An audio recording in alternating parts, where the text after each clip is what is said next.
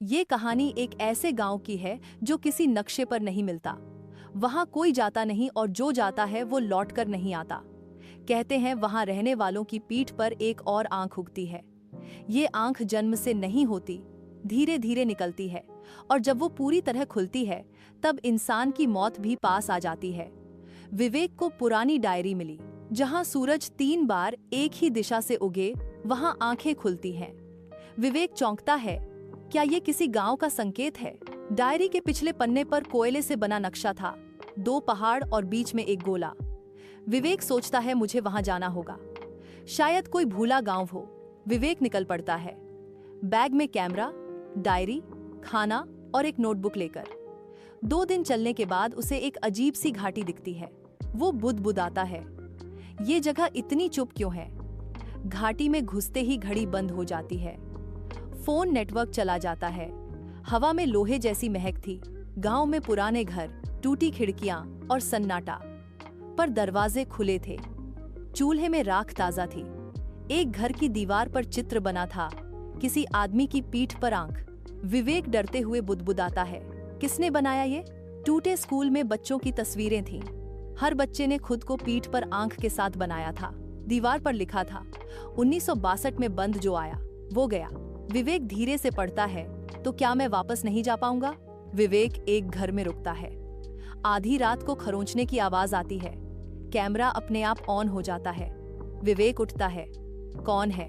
दरवाजा खोलता है, कुछ नहीं। शीशे में देखता है, लगता है पीठ पर कुछ हिल रहा है। दीवार पर उसकी खुद की तस्वीर, पीठ पर आंख के साथ। विवेक कांपता है, ये तस्वीर मैंने तो नहीं बनाई। सुबह पीठ में जलन होती है। विवेक चीखता है, ये जलन क्यों हो रही है? निशान बन जाता है। धीरे धीरे निशान बड़ा होने लगता है, जैसे अंदर कुछ पल रहा हो। रात को सपनों में आंखें दिखने लगती हैं। गांव के बाहर एक दीवार पर लिखा होता है, जो देखेगा वो खोएगा। विवेक पढ़कर बुदबुदाता है, अब बहुत देर हो चुकी है। वो एक गुफा में जाता है। अंदर पत्थर के चेहरे, सब पीठ के बल झुके हुए। तहखाने में आईने लगे होते हैं, हर आईने में वही आंखें, कुछ में उसके बचपन के दृश्य। विवेक घबराकर बोलता, हाय, ये कैसे संभव है? तेज बुखार, कंपी और शरीर से काली लकीरें निकलती हैं। कैमरा खुद चालू होकर आवाज रिकॉर्ड करता है। तू अब देख सकता है। मंदिर की घंटी बजती है। विवेक कांपता है, अब मेरी पीठ पर कोई है। गुफा में एक पत्थर की आंख बनी होती है। जैसे ही विवेक पास जाता है, वह खुल जाती है। दीवारों से आंखें निकलकर तैरने लगती हैं। एक आंख उसके सामने रुकती है और उसमें उसका भविष्य दिखता है।